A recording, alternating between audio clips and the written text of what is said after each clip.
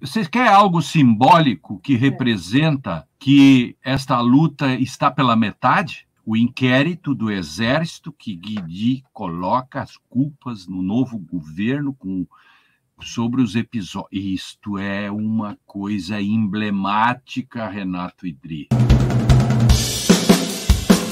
Esta é a luz amarela, é uma espécie de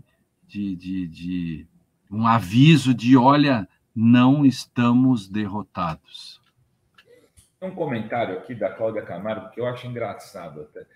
Eu vou ler aqui com todo carinho e respeito, Cláudia, mas olha, e o povo que se inscreveu em todos os canais progressistas?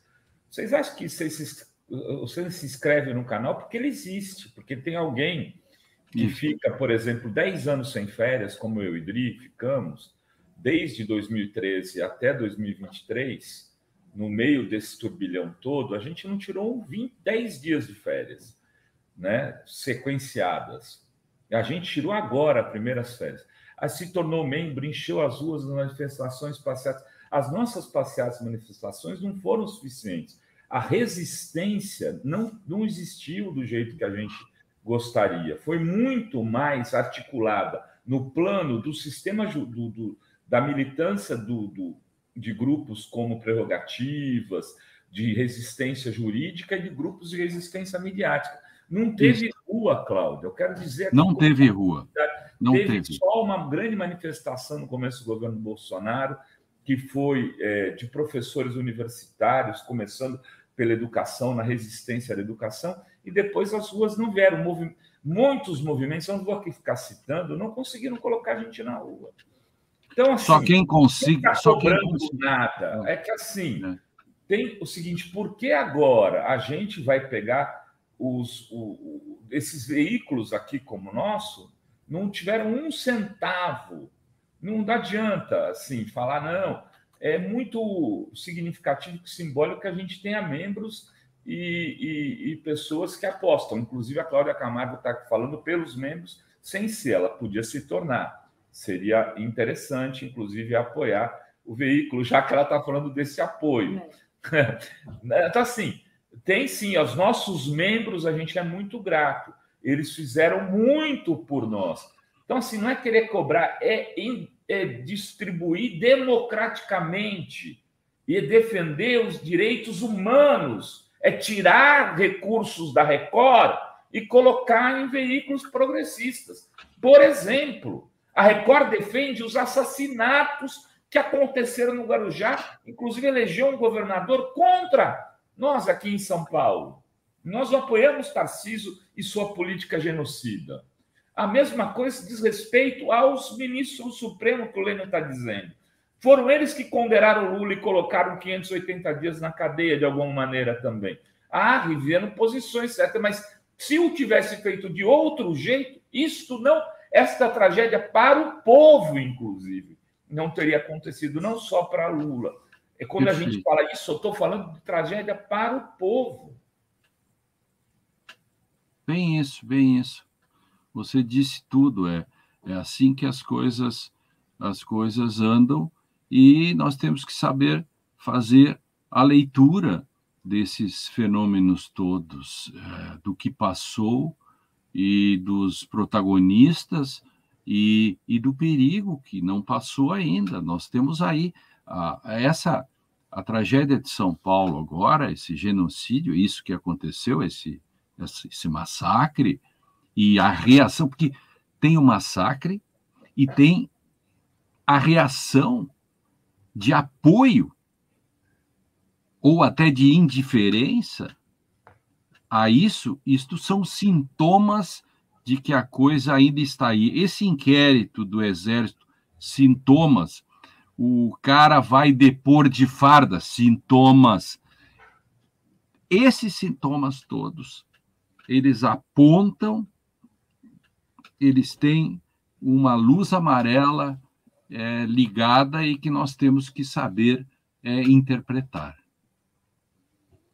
Você tem toda a razão, Lênin. Essa questão do relatório aí é bizarro, né? Eles chamam os atos golpistas de manifestações populares, né?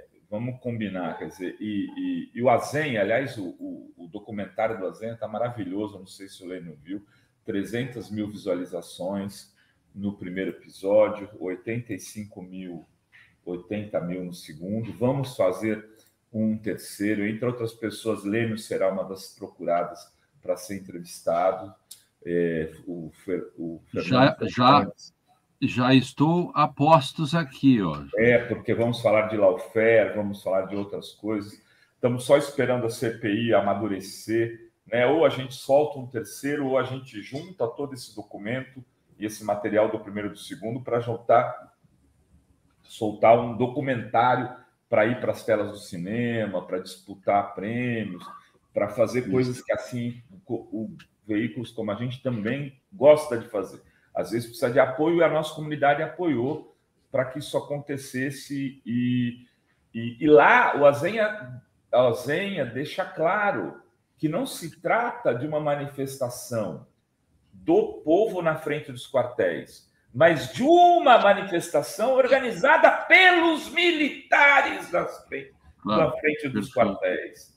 Isso fica claro na apuração e investigação, porque quem estava ali era filhos de militares, mulheres de militares, tios de militares, sobrinhas de militares. Eram eles. E aí, Renato, tem outra coisa. Nós estávamos falando do Ministério Público.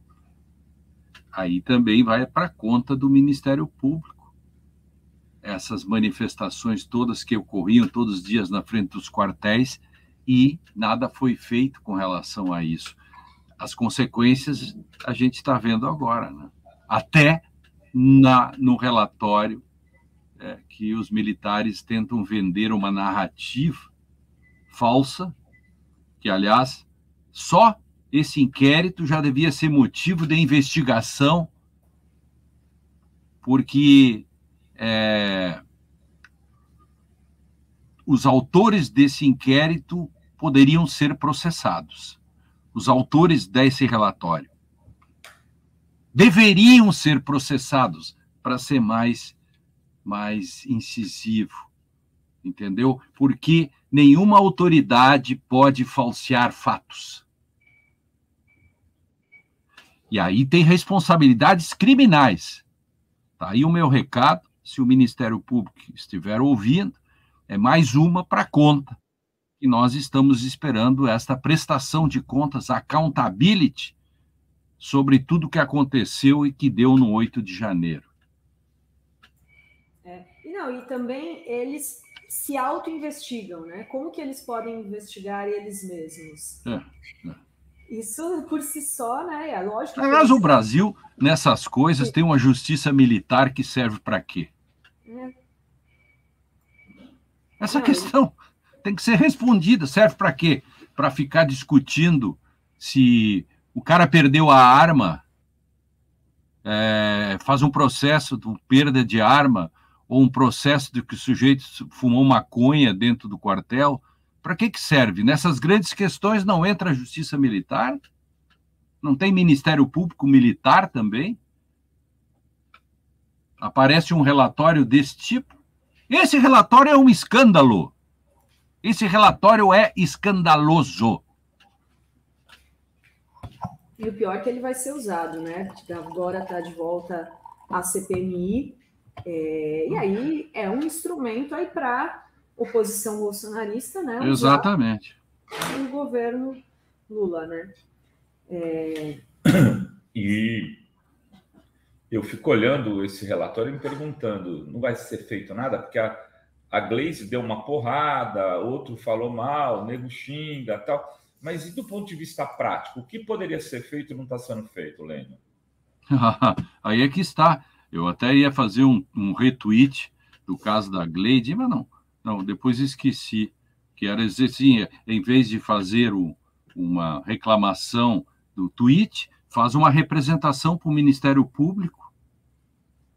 Essa é a questão. Isso é a matéria do Ministério Público. Faz uma representação como partido político. Simples assim.